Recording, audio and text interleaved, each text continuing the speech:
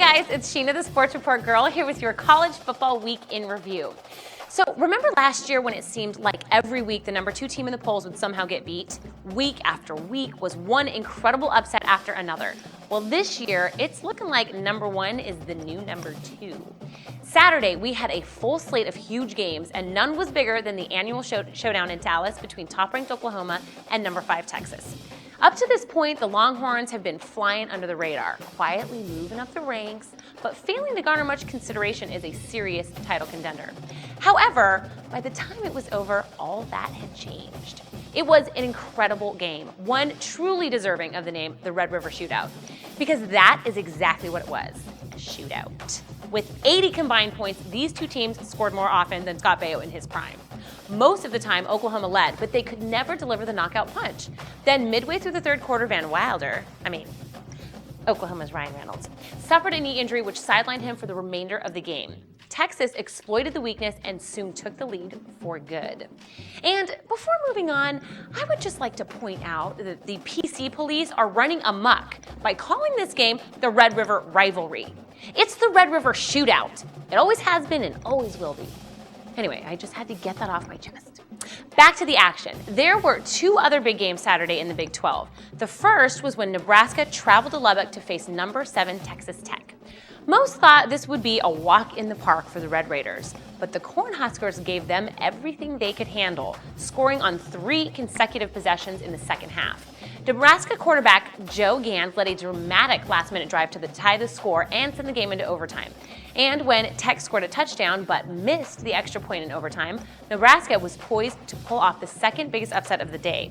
But during their set of downs, Gans was forced out of the pocket and misfired a pass, which was intercepted, saving the day and, more importantly, the season for Mike Leach's Red Raiders.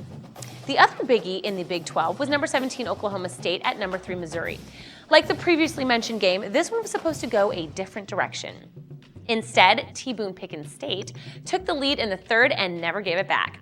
Chase Daniels rallied Mizzou, but with 2 minutes to go, threw an interception deep into Cowboy territory. The questionable call was reviewed and clearly appeared to be trapped by OK State's Patrick Levine, but inexplicably the review official ruled it a clean interception and Mizzou's comeback came to an end.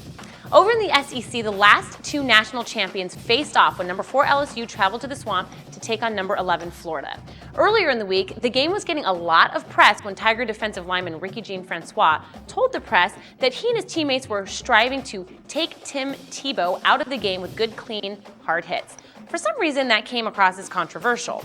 But in the end, it was Jean-Francois who was knocked out of the game by an injury sustained weeks earlier. In fact, he didn't even make the trip. But I seriously doubt it would have mattered as the Gators completely dismantled the Bayou Bengals 51-21. Of course, our review wouldn't be complete without discussing Auburn. Earlier in the week, Tommy Tuberville decided he'd seen enough of the spread offense and thus canned first-year offensive coordinator Tony Franklin. The surprise move came after losing to Vanderbilt, a team the Tigers hadn't lost to since 1955. Being ranked 104th nationally in total offense was clearly a problem, but firing the guy midway through the season points to more serious issues of vision and leadership in the program. Also, losing to lowly Arkansas this week suggests there are more problems with Auburn than just the offense. There were other games of significance from Saturday, like number 8 USC's shutout of underachieving Arizona State, or number 6 Penn State's thrashing of Wisconsin. Number 10 Georgia survived a struggling Tennessee, and North Carolina lucked out with a late turnover that helped them beat the Irish. And after having their best start in decades, number 13 Vanderbilt wilted under the spotlight and fell to Mississippi State. And how about Ball State beating Western Kentucky to have its best start in 43 years? Overall, it was a great weekend for college football. Plenty of exciting games with down-to-the-wire finishes. But having this much turnover amongst the top teams is going to make for a very interesting BCS poll when it comes out for the first time next week. Don't you just love it? Okay, guys, that is it for this week, but be sure to subscribe to our YouTube channel. There you will find other cool videos like the backspin and the Pro Football Week in Review. When you do subscribe, be sure to post your questions and comments or send them to srg@thesportsreportgirl.com. And please don't forget to check out our fan page on Facebook. You all know that you have a profile, don't even lie. All right, we will see you back here next week for another edition of the College Football Week in Review.